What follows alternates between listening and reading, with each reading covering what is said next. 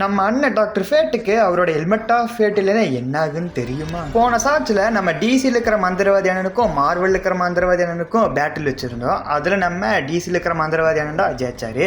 அப்போ கரெக்டாக நம்ம சப்ஸ்கிரைபர் ஒருத்தருமே கேட்டிருந்தாரு, இவருக்கு ஒரு வேலை இந்த ஹெல்மெட் இல்லைன்னா என்ன ஆகுன்னு கேட்டிருந்தாரு. நம்ம டிசியில் இருக்கிற மந்திரவாதி அண்ணனுக்கு அவரோட ஹெல்மெட் ஆஃப் ஃபேட் இல்லைன்னா அவரோட பவர் ரொம்பவே கம்மியாகிவிடும். ஏன்னா அந்த ஹெல்மெட்டில் தான் நம்ம நபுவோட காஸ்மிக் பவர் இருக்கும். அந்த ஹெல்மெட் ஒரு வேலை அழிஞ்சிருச்சுன்னா அந்த காஸ்மிக் பவர் இல்லாமல் போயிடும். அந்த ஹெல்மெட் இல்லாமல் போனாலும் நம்ம மந்திரவாதி அண்ணனுக்கு ஃபுல் பவர் இருக்கும்.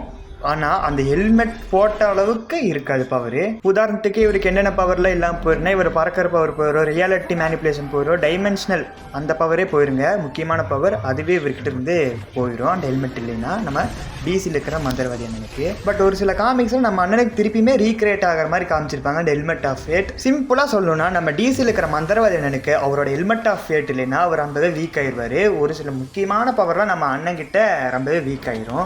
இதுதான் இவர்கிட்ட இருக்கிற பெரிய மைனஸ். யார் யாருக்கு நம்ம மார்வல் இருக்கிற மந்திரவாதி என்ன பிடிக்குமோ மறக்காம மார்வல் மந்திரன்னு சொல்லி கமெண்ட் பண்ணிட்டு மறக்காம அந்த லைக் பட்டனை தட்டி விட்டுருங்கப்பா. This time it's gonna take more than killing me to kill me.